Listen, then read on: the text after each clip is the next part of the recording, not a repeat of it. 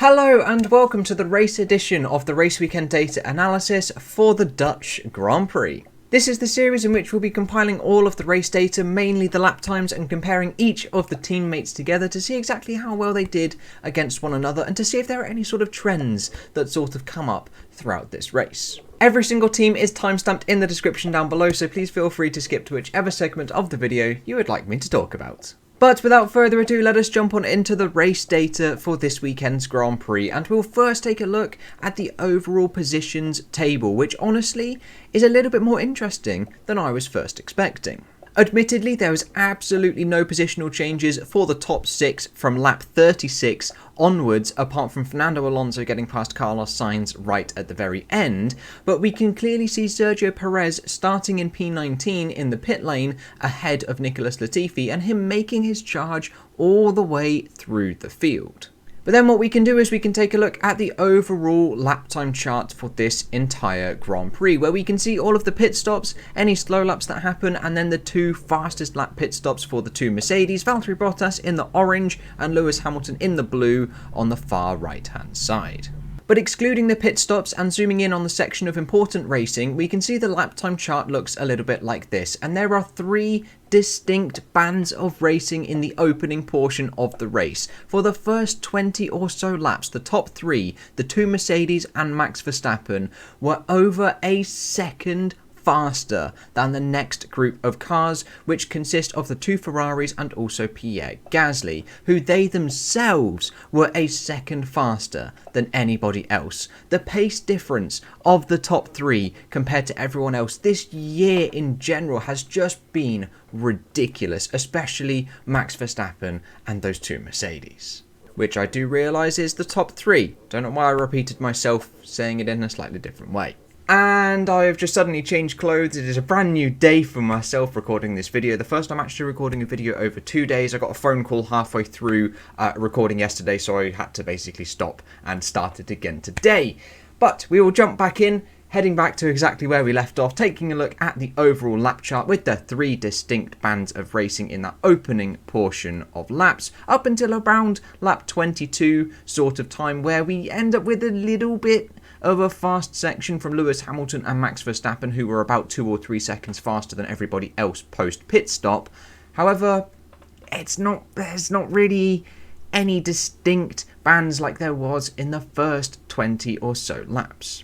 And this basically follows through all the way into the end portion of the race, where it slightly fans out just a little bit, but there's no real big differences, no distinct differences like there were in the first 20 laps.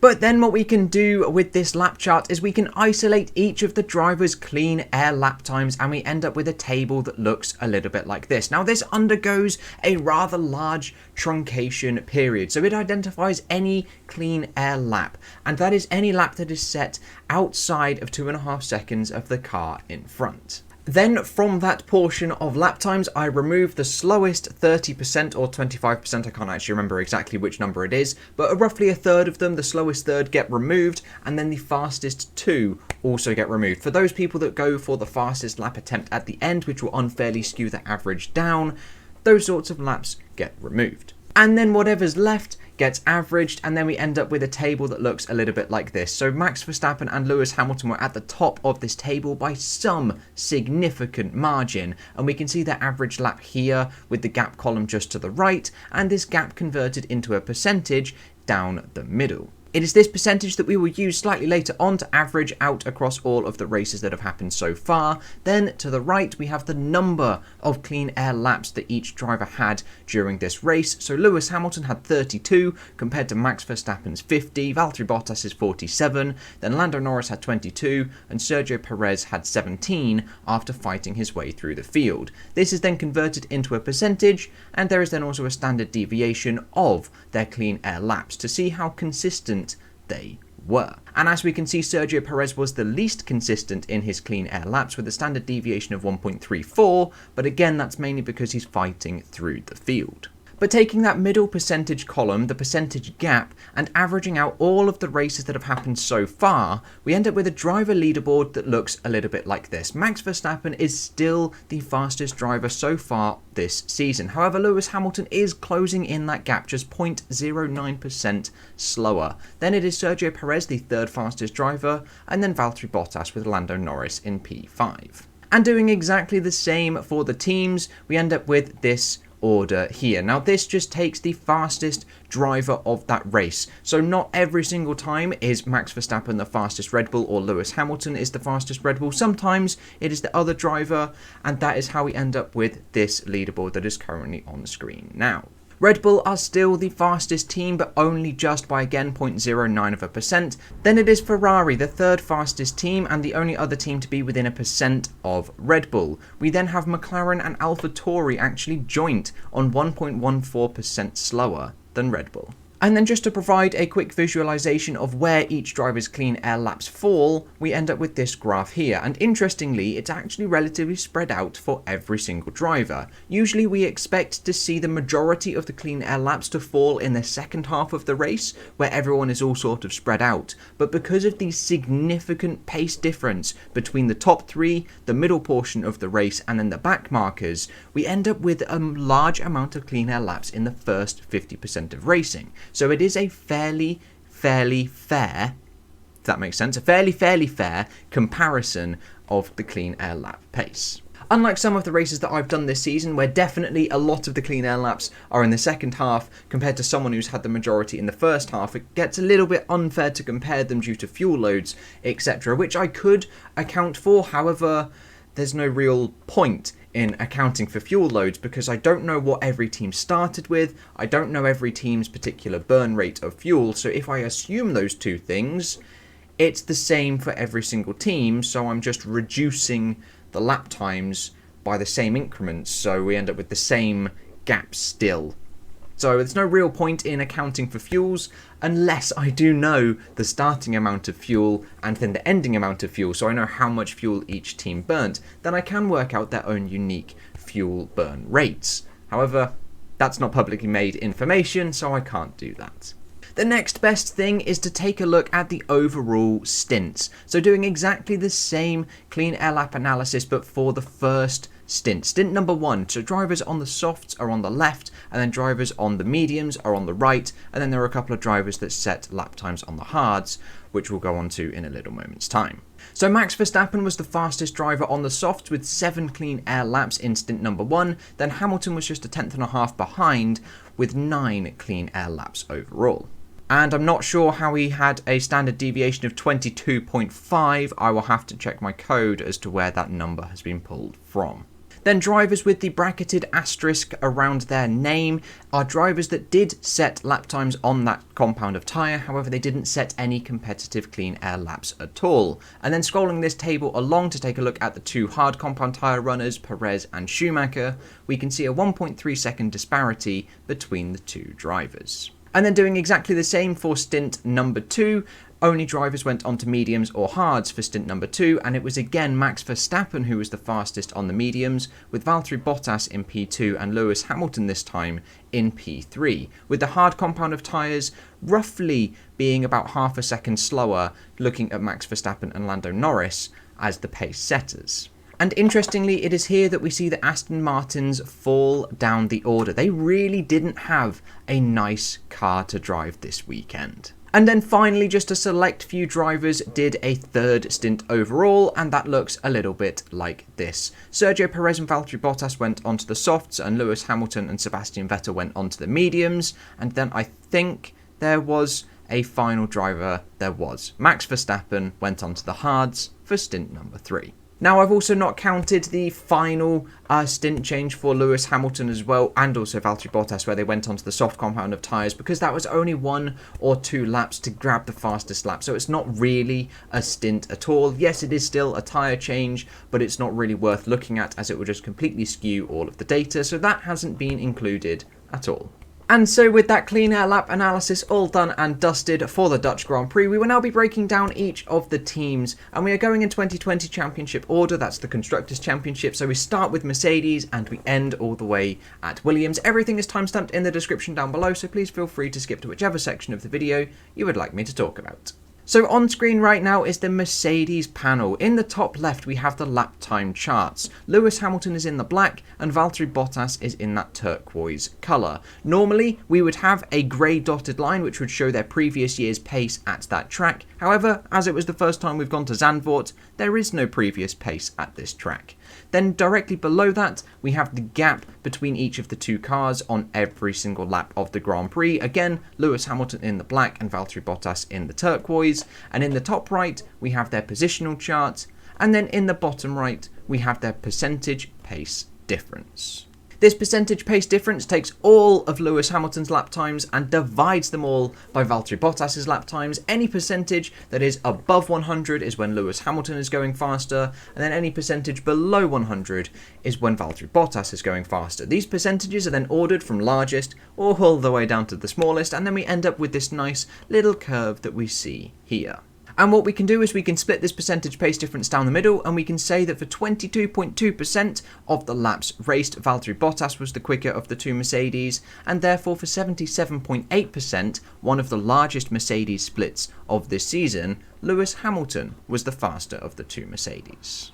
But now turning our attention to the overall lap chart, we can see for stint number 1 that Hamilton was definitely the quicker car by about half a second. Even though they were in that same group, the top 3 pulling away massively from the middle section, there was still a half-second disparity, with the gap rising to almost 10 seconds by lap 20, when Lewis Hamilton came in for his pit stop first, which allowed Valtteri Bottas to stay out just that little bit longer to hopefully hold up Max Verstappen. However, that didn't quite happen. We then have Valtteri Bottas's pit stop just here, and we can see just how much time he lost. So before Hamilton's pit stop, the gap was around 8 seconds, and then after Valtteri Bottas's pit stop, by staying out just that longer, the gap was well over 20 seconds. So they massively hampered Valtteri Bottas's race to hopefully get the win for Lewis Hamilton. Then Hamilton came in for his second stop to try and close the gap to Max Verstappen afterwards, and we can see that post Lewis Hamilton pit stop, he was considerably quicker than Valtteri Bottas, and at some stage over a second per lap, which rose the gap before the two final pit stops right at the very end to around 30 seconds. So taking a look at the overall clean air lap pace of the two Mercedes and comparing it to each other, there was a 6/10 disparity between Hamilton and Bottas across the entire race. However, across stint number 1, where they were both on the softs, there was only a 3.5 disparity between the two, and stint number 2 on the mediums, it was 0.2, but actually in Bottas's favour. He was the faster car on those medium tyres. And then from Mercedes, we will take a look at Red Bull. And again, splitting that percentage pace difference down the middle, we can see that for 18.3% of the race, it was Sergio Perez in the darker of the blue lines that was the faster of the two Red Bulls. And therefore, for 81.7%, it was Max Verstappen. So we have seen 95-5 or 92-8, I believe, for the two Red Bulls. So this is a fairly average split. And we can see Sergio Perez's charge through the field in their positions chart in the top right. But straight away, highlighting the first stint of the race where Max Verstappen is averaging lap times around 75 seconds, Sergio Perez isn't even on this zoomed in section. He's averaging lap times just over 78 seconds, a 3-second disparity being stuck in traffic, which rose the gap to lap 10 of already over a minute. Then after Sergio Perez had his lock-up fighting with Nikita Mazepin and coming in for the pit stop, he was able to run in clean air and was relatively on Max's pace, but Max was a little bit more consistent as Perez was again fighting with the traffic. Then post Max Verstappen pit stop, there is a disparity of around 2 seconds, 2.5 seconds per lap for around 20-ish laps. So this leads up to Max Verstappen's second pit stop, and then after that, again, it's a little bit inconsistent from Sergio Perez, mainly because he is battling so hard with the other cars. So Max Verstappen is clearly the more consistent driver on this occasion, but circumstance says otherwise. And by circumstance says otherwise, I mean that Sergio Perez is battling with other cars and Max Verstappen is not. So taking a look at the overall clean air lap pace of the two Red Bulls, we can see that across the whole race there was a second disparity between the two drivers, but they were on completely and alternate different strategies, so the clean air laps don't always line up exactly. So yes, I've excluded all of the laps that Perez was stuck in traffic, however, it doesn't always quite line up nicely. And for stint number 1, the difference was 1.7 seconds, but again, there is a huge tyre disparity, with Max Verstappen being on the softs and Perez being on the hard compound, and stint number 2, when they were both on the mediums, there was a 1.4 second disparity. And then from Red Bull, we'll take a look at team number 3, which is McLaren. And splitting this percentage pace difference down the middle, we can see that for 42.3%, it was Daniel Ricciardo in the blue who was the faster of the two cars. And then for 57.7%, it was Lando Norris in the orange. And considering that Daniel Ricciardo was the lead car of the McLaren strategy, they were fairly similar on pace, with Ricciardo probably a tenth and a bit faster consistently than Lando Norris for around 20 or so laps, raising the gap to almost 10 seconds. However, Ricciardo comes in first just here, which allows Lando Norris to get back past, and then up until lap 40, Ricciardo slows down significantly to allow Lando Norris to come into the pits and retake that lead over Ricciardo. So Ricciardo was slowing down for around 5 or 6 laps, which we can see clearly by this dark green arrow on the lap chart, to hold up the remaining cars to allow Norris to get the undercut on every single one of them to maintain his position. And then post Lando Norris pit stop, Norris was able to go significantly faster, around half a second per lap. And then taking a look at the McLaren lap times overall, we can see that there was a roughly 7/10, almost 7/10 disparity between the two drivers, with Norris being 6.5 tenths faster. But across stint number 1, it looked a little bit like this. Again, 6.5 tenths, with Ricciardo actually being on the faster tyre, the soft, compared to Norris on the mediums. And then when we moved to stint number 2, when they were both on the hards, this gap rose to almost 7.5 tenths between the two drivers. Then from McLaren, we will take a look at Aston Martin, and splitting this percentage pace difference down the middle, we can see that for 48.6% of the race, it was Lance Stroll in the pink who was the faster of the two cars, and for 51.4%, it was Sebastian Vettel in the green. Now, this was an absolutely atrocious race for Aston Martin. However, both cars struggled. There wasn't a struggle for one car and a good race for the other. Both of them struggled. In the opening portion of the race, they were running fairly even for the first 10 or so laps, right up until Sebastian Vettel had a pit stop or an issue. I can't remember exactly what happened on lap number 10, but the gap rose to almost 25 seconds. Which is shown just here by this red arrow, raising the gap all the way to 25 seconds. Then we have Lance Stroll's pit stop in the pink just here at around lap 28, which decreases the gap back below 5 seconds like it was at the start of the race. Now, I know Sebastian Vettel did have a small little incident at turn number 3, which I believe is one of these by this yellow arrow at the top. I believe it is the one at the centre around lap 36, which rose the gap in Stroll's favour, along with a second pit stop as well for Sebastian Vettel, all the way to 35 seconds. However, after this second pit stop, Sebastian Vettel was able to put in an enormous stint and to at some points go almost 2 seconds per lap faster than Lance Stroll, so he reduced this 35-second deficit to practically nothing at the end of the race. So taking a look at the Aston Martin clean air laps overall, there was a 1.8 second disparity between Vettel and Stroll, but they both really didn't have that many clean air laps at all, and they didn't line up one bit. Both drivers had 17 clean air laps, and they just didn't line up at all.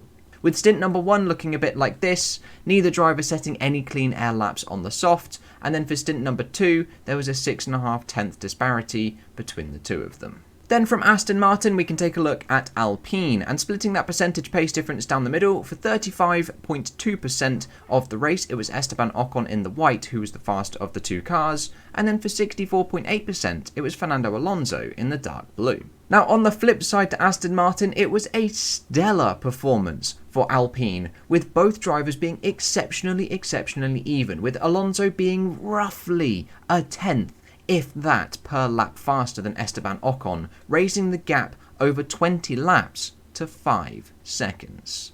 Both drivers came in for their pit stops relatively close to each other and slap bang in the middle of the Grand Prix, which spiked the gap in Alonso's favour to 25 seconds as Ocon pitted first, and then immediately after, they're both just even again, and the gap stays below 5 seconds for the rest of the race post pit stops. They were so very even, with potentially just here around lap 52 to 60, a small disparity opened up between Alonso and Ocon, where Alonso was able to go around 2/10 a lap faster for this 5 to 8 lap period. And taking a look at the laps for the Alpine drivers overall, there was just a 400th of a second difference between Ocon and Alonso across the whole race. With stint number 1 looking a bit like this, there was a 2/10 difference in Alonso's favour, and then stint number 2, there was a 2.5 difference in Ocon's favour. Then from Alpine, we'll take a look at Ferrari, and splitting their percentage pace difference down the middle, we can see that for 16.9% of the race, it was Carlos Sainz who was the faster car in the black line, and then for 83.1%, it was Charles Leclerc. Now, Ferrari also had a very strong race. However, it was not a strong race for Carlos Sainz. As we can see in the opening portion of the race, the gap rose to just over 5 seconds at lap number 16. There was a roughly 3 tenth of a lap difference consistently between the two drivers. Then they both came into the pits at roughly the same time, with Carlos Sainz coming in just a couple of laps before Leclerc, and then post pit stop there is an enormous disparity of almost half a second between Leclerc and Sainz, with Sainz having some very scruffy laps as indicated by this dark green arrow here, and then also at around lap 64.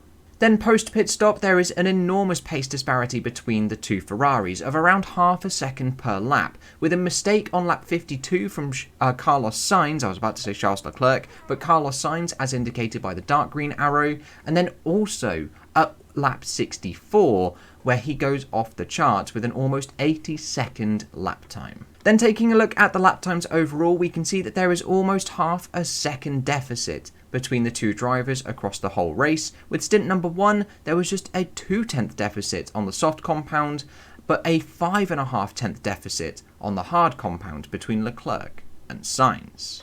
Then from Ferrari, we will take a look at Alfa Tauri, and splitting this percentage pace difference down the middle, for 4.2% of the laps raced, which bear in mind the laps raced together is only 48 as Yuki retired. Yuki was the faster of the two Alfa Tauris. He is in the white, and therefore for 95.8%, it is Pierre Gasly in the black.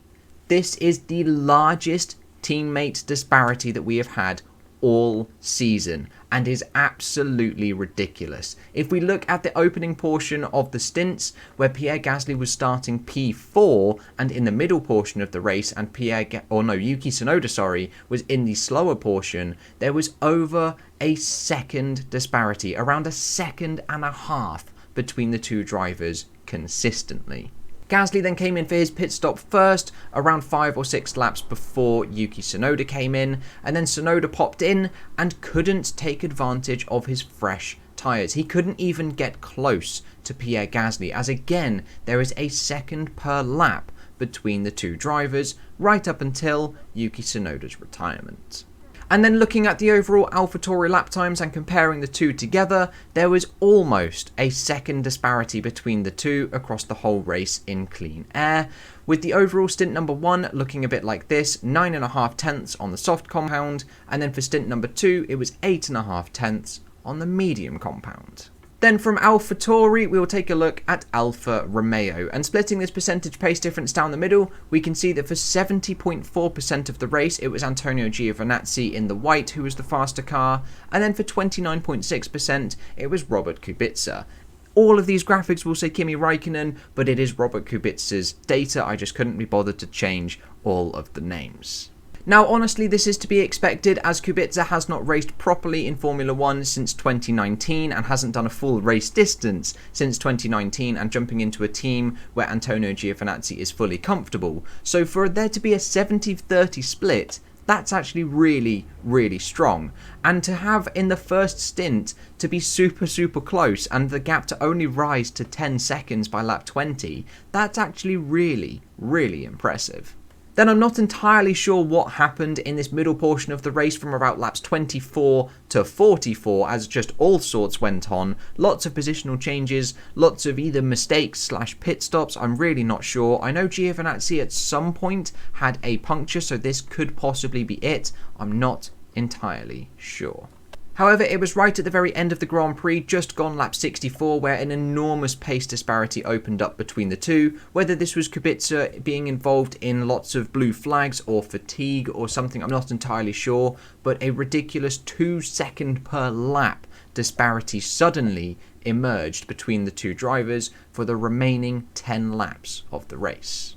And so looking at the Alfa Romeo's lap times overall, there was an 8/10 difference between them across the whole Grand Prix, where stint number 1 it was 6.5 tenths with Kubica on the slower medium compound of tyre, and then for stint number 2 where they were both on the hard, Kubica managed to decrease this gap to under half a second.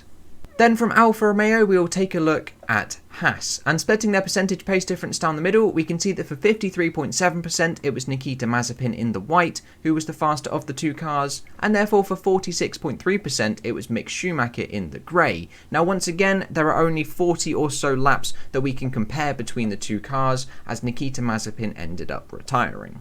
But we can see that for the opening portion of the race, Mick Schumacher ended up coming in for an extremely early pit stop. I'm not 100% sure what this was for, as it was very, very early, which extended the gap between Nikita Mazepin and himself to 40 seconds. Then after this, they were just running extremely similar lap times, but obviously Schumacher is not going to be able to decrease a 40-second deficit. They were both running at pretty much the same consistency as well, interestingly, so I'm not sure if they were both involved in traffic, even though there was a 40-second gap between them. It just seemed whenever Mazepin was slow, Schumacher was slow. Whenever Mazepin was fast, Schumacher was fast. It's a very, very interesting trend.